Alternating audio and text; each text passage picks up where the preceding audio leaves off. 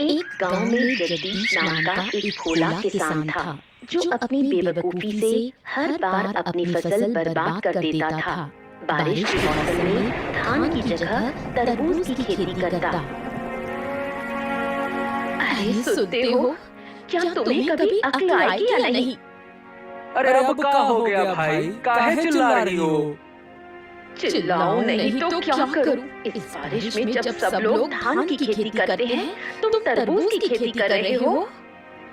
देखो, हमने सोच समझ कर ही तरबूज बोया है। सोच समझ कर बोया है? सुनो तो जरा, क्या सोचा था तुमने?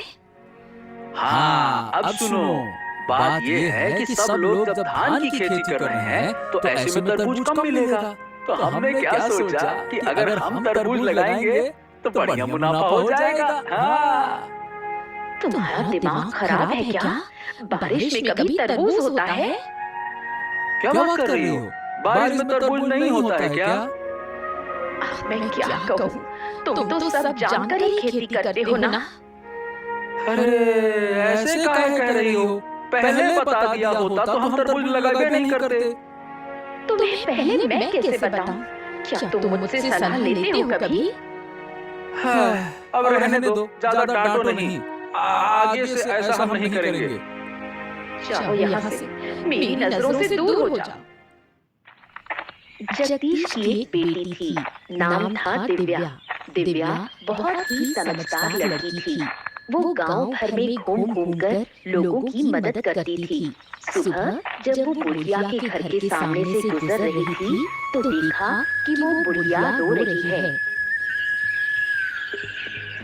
अरे बूढ़ी माँ, आप रो क्यों रही हैं? क्या हुआ? मत पूछ बेटी, मेरे रसोई घर की छत गिर गई है। अब मैं क्या करूंगी? छत गिर गई? किसी से मदद मांगिए ना। कई लोगों से मांगी, पर कोई मदद करने को तैयार नहीं। क्या क्या मदद करने से कोई नुकसान हो जाता? रुको, मैं देखती हूँ क्या किया जा सकता है। बूढ़ी माँ, अब आप दूसरे सिरे को पकड़ो, मैं ऊपर उठाती हूँ।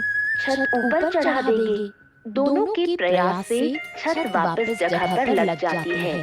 बुढ़िया बहुत खुश हो जाती है। वाह, तेरी अक्ल तो कमाल की है। तेरी वजह से मेरा रसोई घर ठीक हो गया। मैं हूँ ना माँ, जब भी जरूरत हो बस मुझे बुला लेना। खुश रहो बेटी, सदा सुखी रहो। हाँ माँ, आप लोगों की दुआओं की वजह से ही मैं अच्छी हूँ। अब चलती हूँ, माँ चिंता कर रही होगी। ठीक है बेटी, ध्यान से जाना। हर दिन ऐसे कामों के लिए दिव्या को माँ की डांट सुननी पड़ती है। आज भी कुछ अलग नहीं हुआ। ठहर जा, वहीं खड़ी रह। बता, कहाँ गई थी तू पूरे दिन? माँ, मैं थोड़ी देर गांव में घूमने गई थी। तुम जानती हो, मैं घर पर ज्यादा नहीं रहती। यही तो पूछ रही हूँ कि तू घर में क्यों नहीं रहती? क्या तुझे घर का कोई काम नहीं? घर का काम करने के लिए तो आप हो ही। मैं तो गांव वालों के काम में मदद करती हूँ। अगर मम्मी हार जाती हैं तो? अरे फिर तो रिजाइन करके निकलूंगा, फिर क्या ही पॉइंट है तीन चार। ओही, मैं तो गांव वालों के काम में मदद करती हूँ। गांव वालों के काम करके तुझे क्या मिलता है? माँ, मुझे उनका प्यार और आशीर्वाद मिलता है। लोगों की मदद करने से बहुत सुकून मिलता है। बस कर, छोटी सी उम्र में इतनी बड़ी बड़ी बातें। अभी 15 साल की है और बात करती है जैसे 80 की बुढ़िया हो। रहने दो माँ, आज मत डांटो ना।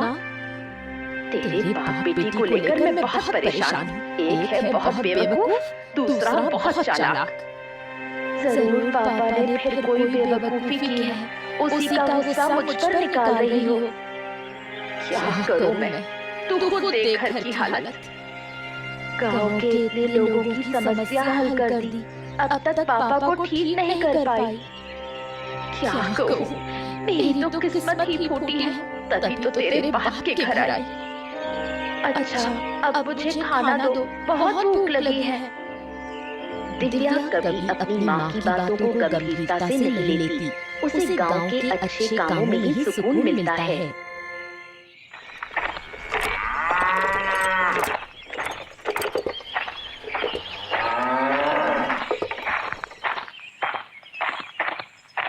सुबह चंद्रकांत बाबू ने बुढ़िया को बुलाया, लेकिन वो नहीं आ पाई। इस बात को लेकर वो चिंतित थे। क्या हुआ बुढ़िया?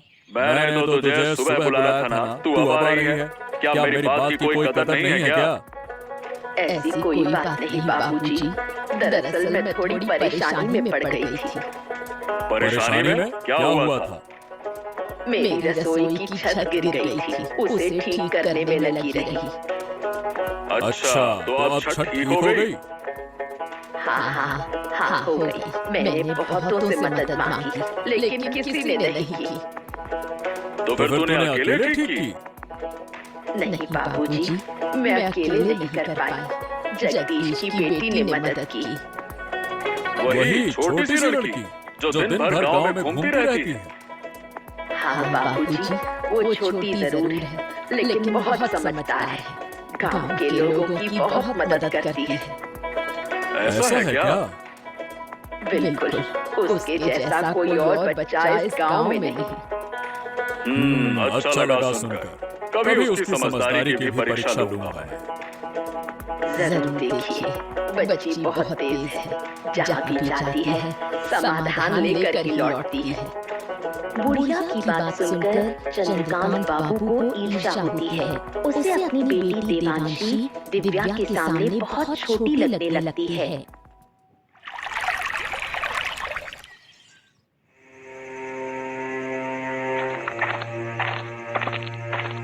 सुनो बेटी, तो जगदीश की उस छोटी लड़की को जानती है?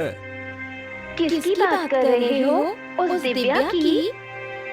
हाँ, उसी लड़की की बात कर रहा हूँ। जानती है ना तू? हाँ, नाम और चेहरे से जानती हूँ, लेकिन कभी आमने सामने बात नहीं हुई।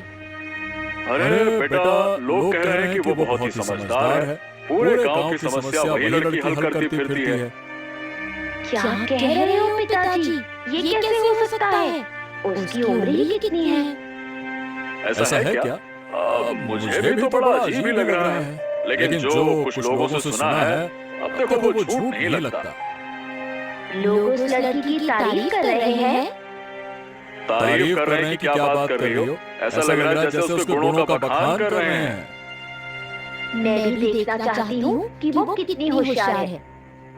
अब गरीब घर में जन्मी है, उसमें भला